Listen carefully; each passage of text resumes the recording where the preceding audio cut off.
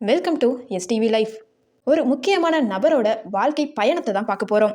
அவருடைய பிறப்பு, அவருடைய காதல், அவருடைய கடன்களெல்லாம் தாண்டி இன்னைக்கு ஒரு பிரபலமாக மாறி இருக்காரு. அப்படிப்பட்ட ஒருத்தரை பற்றி தான் பார்க்க போகிறோம். அவர் யாருன்னா ஆர்ஜே பாலாஜி அவர்கள். அதுக்கு முன்னாடி உங்களுக்கு ஆர்ஜே பாலாஜியை பிடிக்கும்னா கண்டிப்பாக இந்த வீடியோக்கு ஒரு லைக் போட்டு வீடியோவை கண்டினியூ பண்ணுங்க. ஆர்ஜே பாலாஜியோட உண்மையான பேர் பாலாஜி பட்டுராஜ். பாலாஜியோட பேரண்ட் ராஜஸ்தானை பூர்வீகமாக கொண்டவங்க. ஆர்ஜே பாலாஜி ஜூன் 20, 1985 பிறந்திருக்காரு. அதுக்கு அடுத்ததா சென்னையில தான் வளர்ந்திருக்காரு. ஆர்ஜே பாலாஜிக்கு 3 சிஸ்டர்ஸ் அண்ட் 1 பிரதர் இருக்காங்க. ஆர்ஜே பாலாஜி அவர்கள் ஸ்கூலிங் முடிச்சு காலேஜ் முடிக்க போற நேரத்துல அவருடைய அப்பா தன்னை விட்டு பிரிஞ்சு போயிட்டதாகவும் சொல்லப்படுது. அது மட்டும் இல்லாம ஆர்ஜே பாலாஜி அவர்கள் ஒரு பேட்டியும் கொடுத்திருக்காரு. ஒரு பேட்டியில சென்னையில வளரும் போது தான் ஒரு 24 வீடுகள், அது மட்டும் இல்லாம 11 ஸ்கூலை மாற்றியதாகவும் சொல்லியிருக்காரு. அதுக்கு என்ன காரணம்னா அவங்க அம்மா வேலை பார்க்கும் பொழுது டிரான்ஸ்ஃபர் அதிகமாக வரும், அது மட்டும் தான் காரணம். அது மட்டும் இல்லாம பாலாஜி அவர்கள் 12th ஃபெயில் ஆனதாகவும் சொல்லப்படுது. அஜய் பாலாஜி அவர்கள் தன்னோட 21 வயசுல காதலிச்சு திருமணம் பண்ணியிருக்காரு. அஜய் பாலாஜி அவர்கள் 2006 குமாரராணி மீனா முத்தையா ஆர்ட்ஸ் காலேஜ்ல பிஎஸ்சி கம்ப்யூட்டர் சயின்ஸ் முடிச்சிருக்காரு. அதனுடைய படிப்பு, அரியர்ஸ் எல்லா ஸ்ட்ரகிளையும் தாண்டி கோயம்புத்தூர்ல உள்ள Amrita school of communication journalist டிபார்ட்மெண்ட்ல பிஜி டிகிரியும் முடிக்கிறாரு. ஆர்ஜே பாலாஜி அவர்கள் ஜேர்னலிஸ்ட் படிக்கிறதுக்கு காரணம் என்னன்னா அவருடைய ரிலேட்டிவ் ஒருத்தவங்க வேலை பார்த்திருக்காரு. அதனுடைய விருப்பத்திற்கு ஏற்றவாறு இந்த பிஜி டிகிரியும் ஜேர்னலிஸ்ட் டிபார்ட்மெண்ட் எடுத்திருக்காரு. ஒரு இங்கிலீஷ் சேனல்ல ஒரு சின்ன இன்டர்வியூ அட்டென்ட் பண்றாரு. ஒரு 57 வேர்ட்ஸ் உள்ள பேராகிராஃபை எழுதுறாரு. அதுல 47 கிராமர் மிஸ்டேக்ஸ் இருந்திருக்கு. அவர் அந்த விஷயத்திலேயே ஃபீல் பண்றாரு. நமக்கு இங்கிலீஷ் ஓரளவு வரல போல அப்படின்னு நினைக்கிறாரு. டைம்ல ரேடியோ மிர்ச்சி கோயம்புத்தூர்ல ரேடியோ எஃப்எம்ல ஒரு ஆடையும் பார்க்குறாரு. அந்த ரேடியோ ஜாக்கிக்கான ஆடிஷனை அட்டன் பண்ணுறாரு.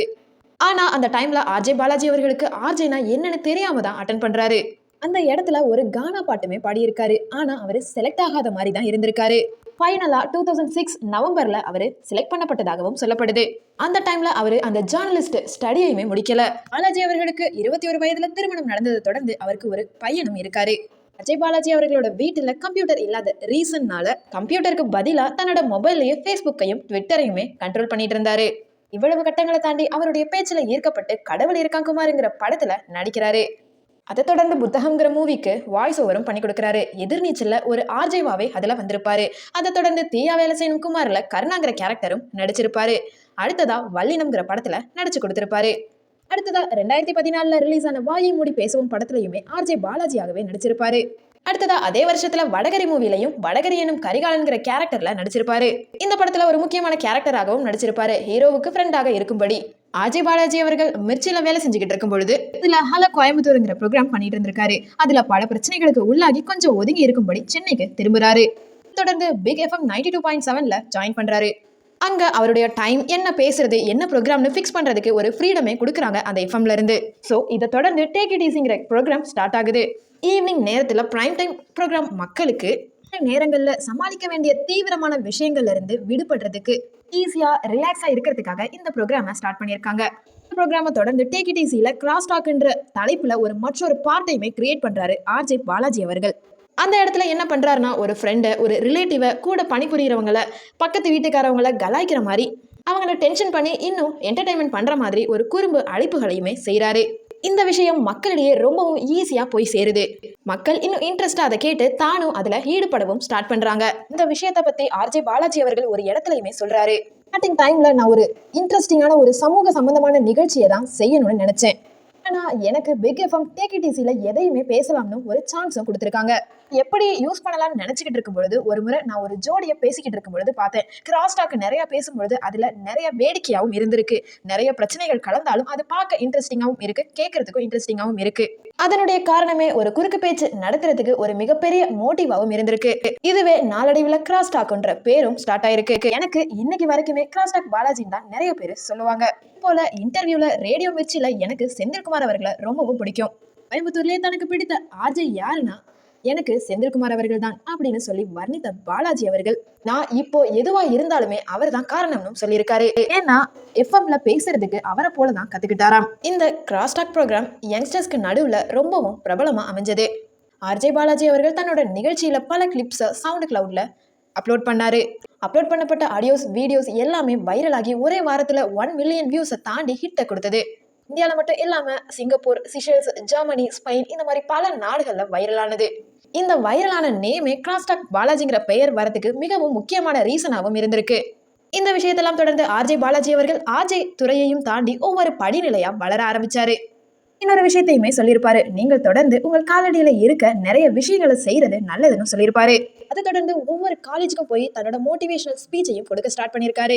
எல்லா ஸ்கூல்ஸ்லயும் சரி காலேஜஸ்லயும் சரி தொடர்ந்து தன்னோட மோட்டிவேஷனல் ஸ்பீச்சை கொடுக்க ஸ்டார்ட் பண்ணியிருக்காரு. பெரும்பாலும் காலேஜஸ்லயும் ஸ்கூல்ஸ்லயும் கல்ச்சரல் ப்ரோக்ராம்ஸ் நடக்கும் பொழுது இவருடைய வரவேற்பை அதிகமாகவே எதிர்பார்க்கிறாங்க. இதனையும் தொடர்ந்து 2012 ஜூன் மாசத்துல மாற்றான் பட டீசர் ட்ரைலர் ரிலீஸ் ஆன டைம்ல இவர் தொகுத்தும் வழங்கியிருக்காரு. இந்த ஹோஸ்டோட மட்டும் ஆர்ஜே பாலாஜி விடலங்க. அடுத்ததா பல மூவிஸோட டப்பிங், நெக்ஸ்ட் நிறைய சாங்ஸ் பாடுறது, மூவிஸ்ல சின்ன சின்ன கேரக்டர்ஸ் நடிக்கிறது, அதை தொடர்ந்து மெயின் ரோலாவும் நடிச்சிருக்காரு. அடுத்ததா தன்னோட போராட்டங்கள் தன்னுடைய விடாமுயற்சியை தொடர்ந்து ஒரு பெரிய வெள்ளித்திரையிலையுமே கால் பதிக்கிறாரு. முதலா பிரியா ஆனந்த் கூட எல்கேஜிங்கிற படத்துல லீடிங் ரோலாவும் பண்றாரு. அதுல ஸ்டார்ட் அப்ல உள்ள அரசியல்வாதி என்ன செய்வாங்களோ, ஆர்வமா உள்ளவங்க என்ன பண்ணுவாங்களோ அதை அழகாவே எடுத்து சொல்லியிருப்பாரு. அந்த படத்து மூலம் மக்களுக்கு என்ன ஒரு கருத்தை கொண்டு சேர்க்கணுங்கிறத தெளிவா எடுத்து சொல்லியிருப்பாரு. அந்த படத்தோட ரிலீஸை தொடர்ந்து எனக்கு சம்பளம் வேண்டாம், ஒருவேளை லாபம் வந்துச்சுன்னா அதுல ஒரு ஷேரா கொடுங்கன்னு சொல்லியிருப்பாரு. அதை தொடர்ந்து தெலுங்கு படமான பதாஹோ படத்தோட டப்புடு வெர்ஷனா வீட்டுல விசேஷங்கிற படம் அழகா பண்ணியிருப்பாரு. அடுத்ததாக ஐஸ்வர்யா ராஜேஷ் கூட ரன் பேபி ரன், இதுக்கும் அடுத்து நயன்தாரா அவர்கள் மூக்குத்தி அம்மனா வெளிவந்த மூக்குத்தி அம்மன் படத்துல லீடிங் ரோலாவும் பண்ணியிருப்பாரு. அந்த படத்துல 3 சகோதரிகளுக்கு அண்ணனா நடிச்சிருப்பாரு. ஒரு தந்தை இல்லாத மகன், ஒரு தந்தை இல்லாத அண்ணன் எந்த அளவுக்கு அந்த குடும்பத்தை மேனேஜ் பண்ணும் பொழுது கஷ்டப்படுவான், அந்த நேரத்துல கடவுள் வந்து உதவி பண்ணா எப்படி இருக்கும், கடைசியில அந்த கடவுளை வச்சு சம்பாதிக்கிறவங்கள ஒரு நல்ல கருத்தோட முடிச்சிருப்பாரு. இந்த படம் அதிகமாக பாசிட்டிவ் ரிவ்யூவை மட்டும்தான் கொடுத்திருந்தது. அதை தொடர்ந்து சிங்கப்பூர் சலூன் மூவிக்காக வெயிட் பண்ணிட்டு இருக்கோம். ஆர்ஜே பாலாஜி அவர்கள் இன்னைக்கு வரைக்கும் எந்த ஒரு டாப்பிக்கை, தெரிஞ்ச டாப்பிக்கோ தெரியாத டாப்பிக்கோ இப்போ கொடுத்தாலுமே தன்னோட ஆட்டிடியூட கரெக்டா யூஸ் பண்ணி அந்த ஆக்ஷனை ரொம்பவும் ஆக்டிவா பண்ணி கொடுப்பாரு. அந்த விஷயத்த ஃபுல்ஃபில்லா முடிச்சு கொடுப்பாரு.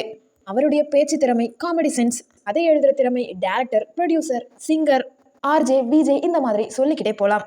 தன்னுடைய கடன்கள், படிப்பு, எதிர்ப்பு, நெகட்டிவ் வைப், நெகட்டிவ் ரிவ்யூ அனைத்தையும் தாண்டி இன்னைக்கு ஒரு நல்ல பொசிஷனுக்கு வந்திருக்காருன்னா அவருடைய விடாமுயற்சி மட்டும்தான் காரணம்.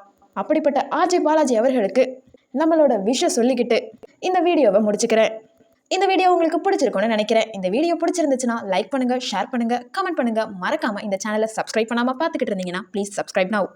தேங்க்யூ ஸோ மச் ஃபார் வாட்சிங்.